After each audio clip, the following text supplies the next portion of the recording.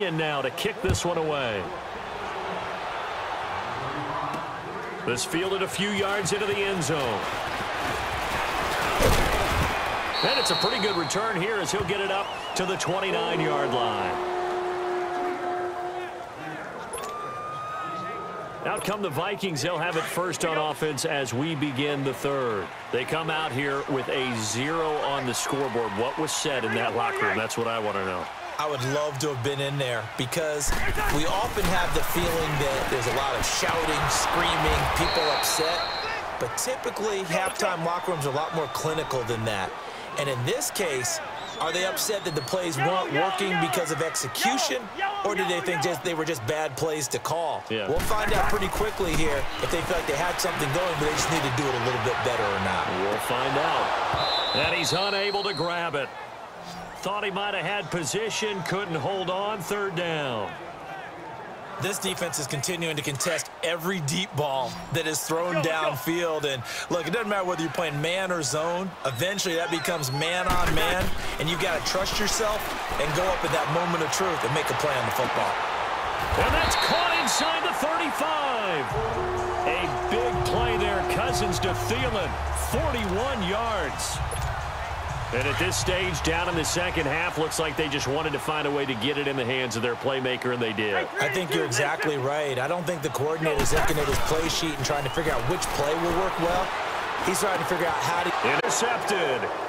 Picked off by the safety, Jarquiski Tart. Well, you know, Charles, just thinking back, it was around this time a year ago, Hurricane Harvey was devastating the Houston area and other areas there in southeast Texas. 1 year later, though, J.J. Watt's Foundation announced it had raised and given $41.6 million in the last calendar year. That's phenomenal. And he was the NFL Man of the Year last season, and rightly so for what he did. And if I'm not incorrect, his goal when he started this to help all the people was $200,000. 41.6 million minus 200,000. That's a pretty good margin there. That's a heck of a margin. Congratulations to J.J. Watt, his foundation, and to everyone who contributed to help out the people in Houston. That good for 19 and a first down. At this stage of the game, the run-pass numbers are a little bit out of whack because most of their yardage has come through the air. But in a sense, that just sets things up for big runs like that because the defense might be a little bit off balance. They pick up another first down with that run. They'll run it now out of the gun. They showed off a nice juke of the defender before the next wave could bring him down. Give him 9 on the carry that time, and they're set up with a 2nd and 1. A lot to praise on this drive, obviously. I know you're seeing what I'm seeing. Those guys up front, they're getting it done. Doesn't matter what play is called. They are handling their business at the line of scrimmage and dominating right now on this drive. He lost 2 there, and it's 3rd down. We all have habits. We can be somewhat predictable, and you know me pretty well on second. That was a great spot to call it. Instead, didn't go their way, did it? No, defense sold out for the run. Worked out well. Here's Breida. It's a loss of a full 3 yards, and it brings up 4th down. That's a tough one right there. He ran right into the teeth of the blitz as the linebacker was freed up in order to stuff that one for a loss. I think quarterbacks got to see that. Got to find a way to audible into something a little more advantageous. And Gold is able to put it through. And they will stretch the lead now to 17-3. So put another 3 on the board. All things considered, a good opening drive to begin the third quarter. And as a defense, the way that this game is going, you're excited to see those points go on the board. Gives them a little bit of leeway to play with when they're out on the field, but they're real excited to see their offense score. Now they get to go out there and do their part. And now out comes Minnesota. And in enemy territory last time through the interception. We'll see what they do on this drive. Can't wait to see how it alters what they decide to do in play calling. Do they continue to throw the ball? Do they want to lean more on the running game? It'll be an interesting sequence of plays that they've got coming up. Does it often affect the play calling with the interception? How much does that change what you do? I think it does depending on why the interception was thrown. Sometimes it's just a matter of the defense made a great play, so you continue to come back.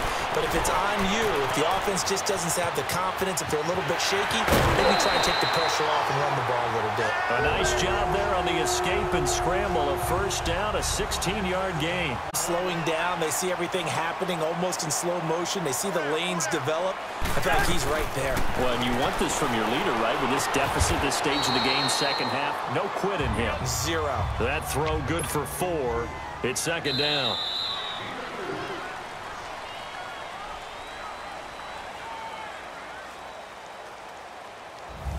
And we return, welcoming you back to Minneapolis. It's the Vikings in possession of the football, but they need some points. They're trailing here to start the fourth. Gun. Got four down. To throw is Cousins. Going up top. And at the 7-yard line, the catch is made. A big play there for Minnesota. 44 yards. There will always be a place for methodically marching the ball downfield. But when you can pick it up in big chunks and strike like that and have explosive plays, that's often the difference in winning and losing. Those types of plays that can knock a defense off balance, that'll drive a team towards a victory. And able to push his way forward here for a good little gain. 5 yards, a good run there, and now second and goal.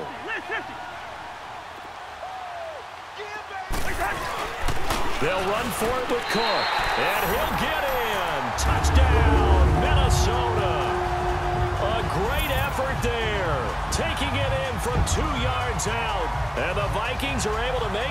But the intelligence level of the guys up front blocking, the offensive linemen, maybe the smartest guys in football overall. Add in a little bit of athleticism and a whole lot of toughness, you've got a lot to deal with, don't you? That's why the guys in the backfield get them really nice Christmas gifts, right? If they're smart, they do. That time, a 6-play drive. And it's capped off by the touchdown run coming from Dalvin Cook. That'll be taken in the end zone. And no run back here. This will be a touchback, and it comes out to the 25-yard line. The 49ers offense making its way back out there. They're holding on right now to that slim advantage in a one-score game. And you hear a lot about 2-minute offense and 4-minute offense. Obviously, the 4-minute offense applies here. How do they run that effectively? Yeah, really what the 4-minute offense is just trying to grind the clock. So you want consistent gains, steady gains. Doesn't have to be big plays, but it has to be plays that gets first downs and keeps the ball away from your opponent. But certainly throwing the ball is in the mix here. It certainly is. Just make sure you're careful with it. And again, get those first downs, keep possession. Under a heavy rush, and down he goes. Eric Kendricks coming on the blitz. He gets him for a loss of 7. Brandon, if I'm an offensive coordinator and I see an all-out rush like that, I file it away because I'm going to use their aggressiveness against them as this game goes on. I'm going to hit them with a screen soon.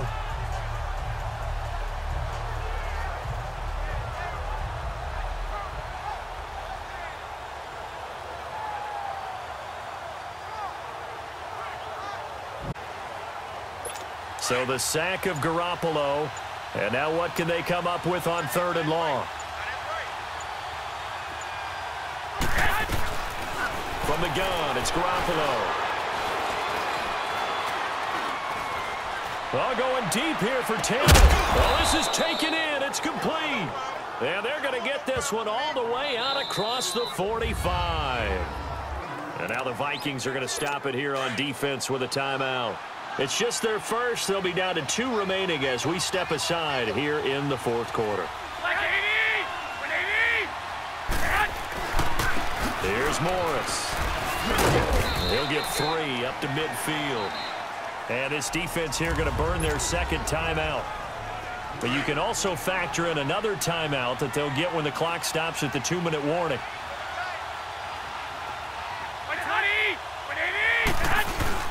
From midfield, here's Garoppolo. Under pressure here, and down he goes. Sacked back at about the 43-yard line. And now here comes the 3rd of their timeouts defensively.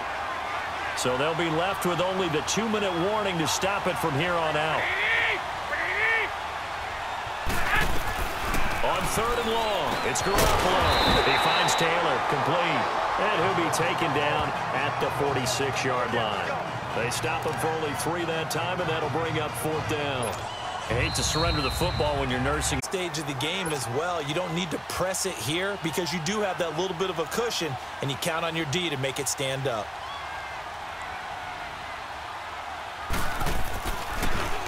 The punt team on now as Pinion sends this one away.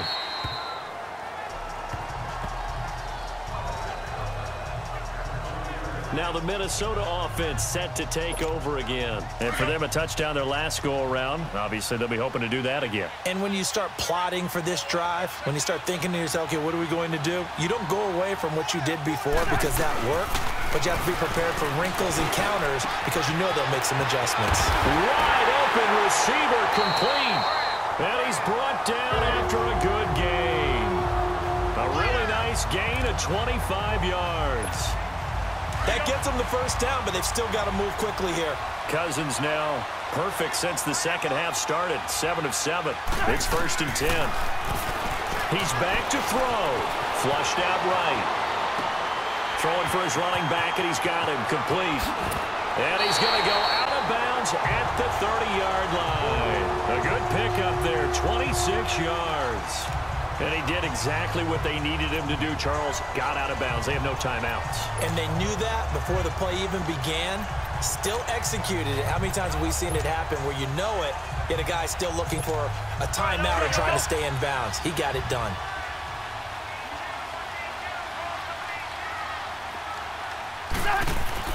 They'll look to throw. On at the 28. They hold him to only 2 there on the screen. It's 2nd down. The Vikings in the hurry up. They're hustling up to the line. Hey, Steamer. Back to throw. And he can't get a throw away. He's taken down. Eric Armstead in there to take him down, and the clock will roll.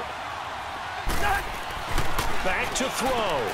And, a crusher there as it's intercepted. It's the former Seahawk, Richard Sherman, and his guys will take over at the 30-yard line. And who else to make the big play to seal this victory but Richard Sherman? He does have an exquisite sense of timing, doesn't he? He loves the spotlight, loves the big stage, really feels no pressure when there's a big play that needs to happen, and he just did another one right there. Remember when he knocked one away to seal an NFC Championship game against San Francisco? Yep. And that was really kind of the big arrival on stage for the rest of the world was that play in that game for Richard Sherman. Yeah, it's fun to kneel down in front of your home crowd, but when you go on the road, that band of brothers attitude, right? Just us against the world and get it done. How happy are they? I remember a coach at a previous stop telling me, you get a win on the road, doesn't matter the opponent, get out of there like you stole something. And they did in this one. A road win in the National Football League. Charles, you never take that for granted no matter who you're playing, no matter where you're playing. You take it and you run. Thinks we can do this. Only people who believe are right here in this room. And then you go on the road, band together, and get it done.